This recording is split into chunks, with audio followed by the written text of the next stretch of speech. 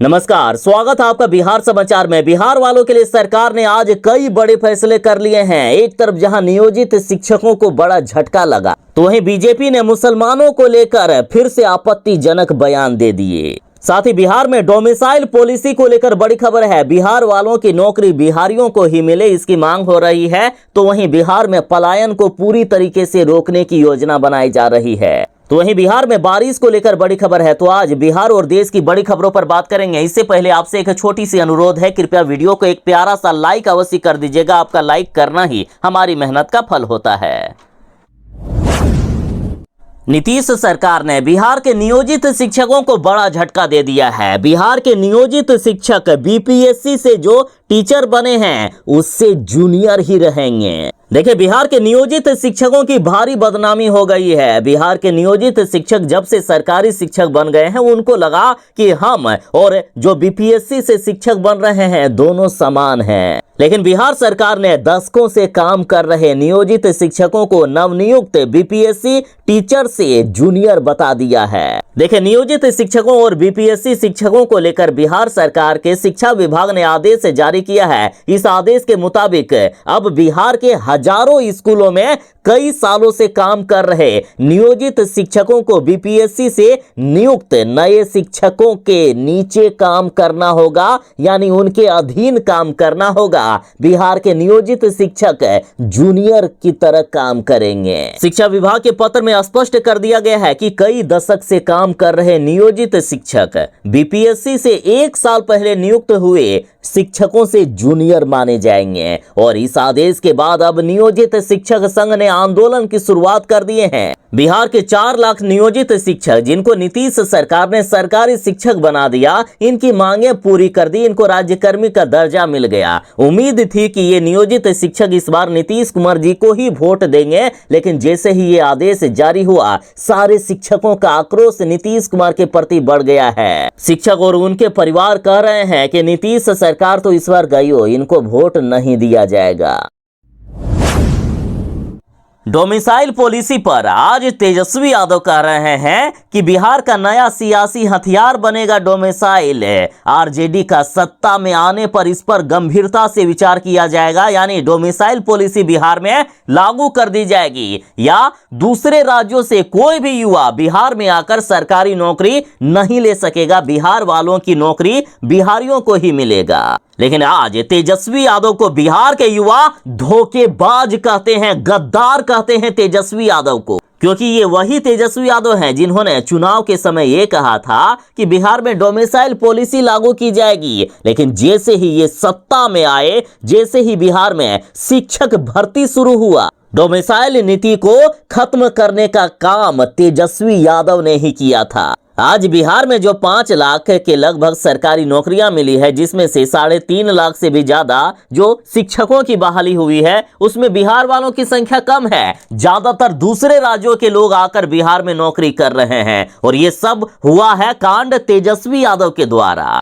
तो बताइए, ऐसे गद्दार नेता पर आखिर कैसे बिहार की जनता भरोसा करेगी, जो चुनाव के समय कुछ और वादा करती है और बाद में युवाओं को धोखा दे जाती है। अरे साहब, आपने तो 10 लाख सरकारी नौकरी देने का वादा किया था, लेकिन कौन जानता था कि आप बिहारियों के साथ गद्दारी करोगे और दूसरे राज्य वालों को नौकरी दोगे। और वैसे तो लालू यादव को गरीबों का मसीहा कहा जाता है, लेकिन तेजस्वी यादव ने अपने पिता के नाम की भी बदनामी कर दी, उनके नाम को भी खराब करने का काम किया है। और अब फिर से विधानसभा चुनाव का जब समय आ रहा है, तो तेजस्वी यादव फिर से लोगों को ठगने का काम कर रहे हैं और कह रहे हैं कि डोमिसाइल नीति हम फिर से लागू करेंगे।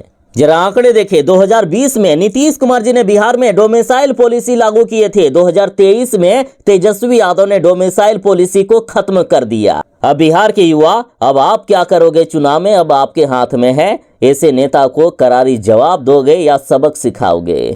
वैसे भी लालू यादव को गरीबों का मसीहा कहा जाता है। आज तेजस्वी यादव की जो बिहार में राजनीतिक पहचान है, वो लालू यादव के कारण है। जो लालू यादव जेल चले गए, लेकिन कभी भी बीजेपी के सामने झुके नहीं। वैसे महान जननायक लालू प्रसाद यादव का नाम खराब करने का काम तेजस्वी यादव कर रहे हैं। पहले शराबबंदी पर भी कहते थे कि शराबबंदी बिहार में खत्म होना चाहिए। जैसे ही सत्ता में आए, नीतीश कुमार जी के तलवे चाटने लगे और कहने लगे कि शराबबंदी बिहार में सही है।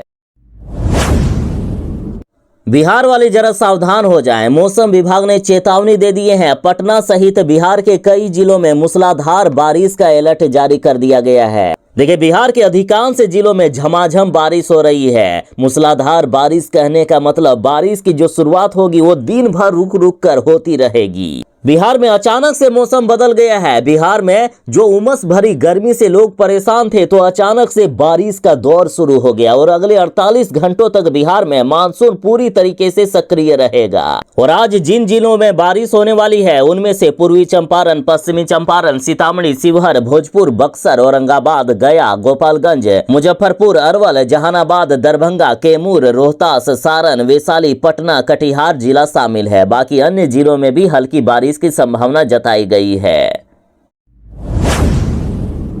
तेजस्वी यादव ने मुख्यमंत्री नीतीश कुमार जी से सीधा पूछा है कि डरावनी घटनाओं के भयावह आंकड़े देखकर भी आपको सब सही दिखता है नीतीश कुमार जी? आज बिहार वालों को अपराधी जहां चाहे जब चाहे दिन दहाड़ी गोली से उड़ा दे रहे हैं। आज बिहार की बेटियां सुरक्षित नहीं है और आपको आज भी सही लग रहा है। तेजस्वी यादव ने अभी बिहार में हाल ही में कुछ ही दिनों में हुई घटनाओं की पूरी लिस्ट जारी की है। 105 बिहार में घटनाओं की लिस्ट तेजस्वी यादव ने जारी करते हुए कहा कि रूह को झकझोर देने वाली विगत चंद दिनों की आपराधिक आंकड़े जरा देखिए। तेजस्वी यादव बोले कि अगर इन डरावनी घटनाओं के भयावह आंकड़े देखकर भी आपको नीतीश कुमार जी बिहार में सब सही दिखाई दे रहा है, मतलब सब कुछ ठीक नहीं है, कृपया विगत चंद दिनों की बिहार में घटित चंद आपराधिक घटनाओं का अवलोकन कीजिए। बिहार में इतनी ज्यादा खतरनाक स्थिति है कि किसी की भी रूह कांप जाएगी। देखिए, तेजस्वी यादव ने पूरी जो लिस्ट जारी की है उसमें से 105 घटनाओं के बारे में बताया गया है।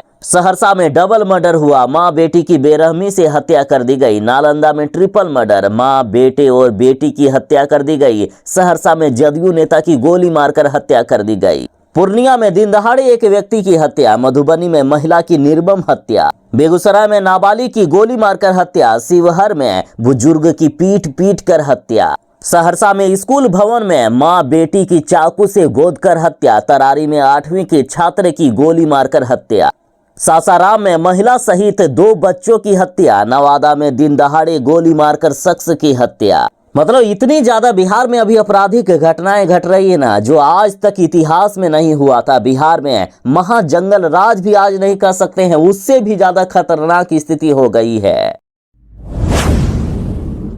बीजेपी का मानना है कि मुसलमानों की जो इतनी तेजी से जनसंख्या बढ़ रही है वो पूरे देश के लिए खतरा है। देखिए, बीजेपी नेता गिरिराज सिंह ने कहा है कि जहां इनकी आबादी 10% से ऊपर है वहां सामाजिक हालात बिगड़ने के भी हालात बने रहते हैं। देखिए, अल्पसंख्यकों की यानी मुसलमानों की बढ़ती आबादी पर चिंता जताते हुए गिरिराज सिंह ने कहा कि जहां इनकी आबादी 2 से 5% से नीचे रहती है तो ठीक रहता है, लेकिन जहां इनकी आबादी 10% से ऊपर है वहां सामाजिक हालात बिगड़ने लगते हैं। बीजेपी के दिए हुए कुछ ऐसे ही बयान हैं जिसके कारण मुसलमानों के वोट बीजेपी को उतने नहीं पड़ते हैं जितने कांग्रेस या अन्य महागठबंधन के या फिर इंडिया गठबंधन के नेताओं को पड़ते हैं। देखिए, बीजेपी नेता बोले कि पंडित नेहरू हिंदुओं को भारत अगर ले आए होते और मुसलमानों को पाकिस्तान भेज दिया होता तो आज देश की सामाजिक समरसता को कोई खतरा नहीं होता। बांग्लादेश और पाकिस्तान के हिंदू शुरुआत से प्रतिकार करना सीख लिए होते और देश की स्थिति ऐसी नहीं होती। इन्होंने कहा कि जब तक देश में सनातनियों का बहुमत है यानी हिंदुओं की संख्या ज्यादा है तब तक लोकतंत्र सुरक्षित है। यदि मुसलमानों की संख्या ज्यादा हो गई तो लोकतंत्र भी सुरक्षित नहीं रहेगा। इन्होंने कहा कि असम के मुख्यमंत्री हिमंत बिस्वा शर्मा ने तो यहां तक कह दिया कि देश में हमारा अस्तित्व खतरे में है और हिंदुओं की आबादी गिर गई है। कुछ ऐसे ही हालात पूर्वांचल और देश के दूसरे हिस्सों में भी है। जिस तेजस्वी यादव ने बिहार में डोमिसाइल नीति को खत्म किया है, वही तेजस्वी यादव आज मांग कर रहे हैं कि डोमिसाइल नीति फिर से लागू हो जाए। बिहार में फिर से डोमिसाइल नीति लागू करने की मांग हो रही है और इसका भारी भी विरोध हो रहा है कि दूसरे राज्यों के लोग बिहार में नहीं आना चाहिए। तो इस पर बिहार के शिक्षा मंत्री जी ने बड़ा ऐलान दिया और कहा कि पहले से जो व्यवस्था लागू है वही आगे भी लागू रहेगी, यानी आगे भी दूसरे राज्यों के लोग बिहार आकर नौकरी लेते रहेंगे। भले ही नीतीश कुमार जी ने 2020 में बिहार में डोमिसाइल पॉलिसी लागू की थी, जिसे तेजस्वी यादव ने 2023 में आकर खत्म कर दिया और आगे भी अब ऐसा ही कंडीशन लागू रहेगा। देखिए, बिहार के शिक्षा मंत्री सुनील कुमार का कहना है कि डोमिसाइल नीति में अभी कोई बदलाव नहीं हो रहा है, आगे भी यही व्यवस्था लागू रहेगी। इन्होंने कहा कि बिहार में शिक्षक नियुक्ति और अन्य नियुक्ति में अधिकांश बिहार के लोग ही नियुक्त हुए हैं, कुछ दूसरे राज्यों के लोग आए हैं। हालांकि सच्चाई क्या है आप जानते ही हैं। आप जहां भी देखो, जिस भी विभाग में देखो, ज्यादातर आपको यूपी और झारखंड के लोग बिहार में नौकरी करते हुए नजर आएंगे। खास करके ज्यादातर यूपी के लोग बिहार में आकर बसे हुए हैं। जब तक बिहार में डोमिसाइल पॉलिसी लागू नहीं होगी तब तक बिहार का भला नहीं होगा। देखिए, जरा स्थिति को समझिए। सरकारी नौकरी की बात हो गई तो दूसरे राज्यों के लोग आकर बिहार में नौकरी कर रहे हैं, और बिहार के गरीबों की बात हो गई तो बिहार के गरीबों को बिहार में काम नहीं मिलता है, ये दूसरे राज्य जाते हैं। मतलब बिहारियों का जो हक है वो दूसरे राज्य के लोग ले रहे हैं, और बिहारियों को दूसरे राज्य जाना पड़ता है मजदूरी करने के लिए, जहां से उनको हर बार मारा जाता है, पीटा जाता है, हर बार खदेड़ा जाता है। आपने देखा था कोरोना काल में क्या हुआ, बिहारियों को मार मार कर भगाया गया था दूसरे राज्यों से। तो बिहार की जनता जरा याद रखिएगा इन बातों को, और अगले चुनाव में जरा हिसाब कीजिएगा सरकार का। लोग नौकरी पाने के लिए अपनी जान भी दे रहे हैं। देखिए, सिपाही की नौकरी के लिए दौड़ साबित हुई जिंदगी की आखिरी दौड़। जमुई के गोविंद की हुई झारखंड में मौत। देखिए, झारखंड में उत्पाद सिपाही दौड़ इन दिनों खास चर्चा में है। दरअसल सिपाही भर्ती परीक्षा के दौरान हुई दौड़ में 11 लोगों की अब तक मौत हो गई है, और कई लोग अभी भी अस्पताल में भर्ती है। इन 11 लोगों में जमुई का विनोद कुमार भी शामिल था।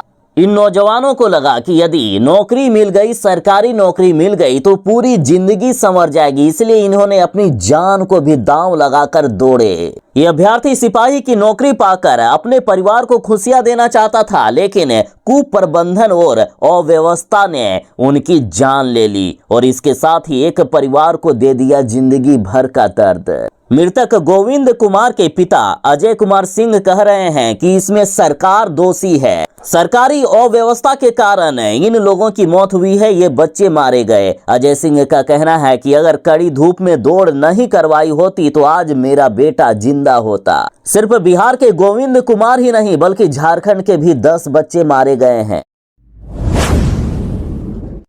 बिहार सरकार के आदेश के अनुसार पटना के स्कूलों में चलने वाली जितने भी डीजल बसें हैं सारे के सारे बंद होने वाले थे, लेकिन पटना हाईकोर्ट ने इनको बड़ी राहत दी है। अभी प्राइवेट स्कूल संचालक डीजल से चलने वाली स्कूल बसों को और 1 महीने तक चला पाएंगे। फिलहाल डीजल बसें बंद नहीं हो रही है। 7 अक्टूबर को इस मामले पर अगली सुनवाई होगी, तब तक डीजल बसें चलती रहेगी। देखिए, बिहार सरकार ने 23 फरवरी 2024 को एक आदेश जारी किया था। इसके तहत सभी निजी स्कूलों के डीजल चलित बसों को चलाने पर रोक लगा दी गई थी। डीजल बसों को सीएनजी में बदलने के लिए सितंबर 2024 तक की मोहलत दी गई थी। तो इस मामले में कोर्ट को बताया गया कि इस तरह बिना सोचे समझे आदेश जारी किए जाने से बहुत सारी कठिनाई आ रही है। एक तो डीजल चलित बसों को सीएनजी में परिवर्तित करने की कोई ठोस व्यवस्था नहीं है। साथ ही यदि इन बसों को लोकल स्तर पर सीएनजी में बदला जाएगा तो बच्चों की जान को भी खतरा है। कब ये फट जाए कोई गारंटी नहीं है इसका। इस कारण स्कूली बच्चे भी मारे जा सकते हैं, इसलिए कोर्ट ने कुछ समय बढ़ा दिया है। अगली सुनवाई 7 अक्टूबर 2024 तक होगी, तब तक डीजल से चलने वाली बसें चलेगी। लेकिन इतना आप निश्चित मान लीजिए कि डीजल से चलने वाली स्कूल बसें बंद होगा तो होगा ही, भले ही लेट से बंद हो।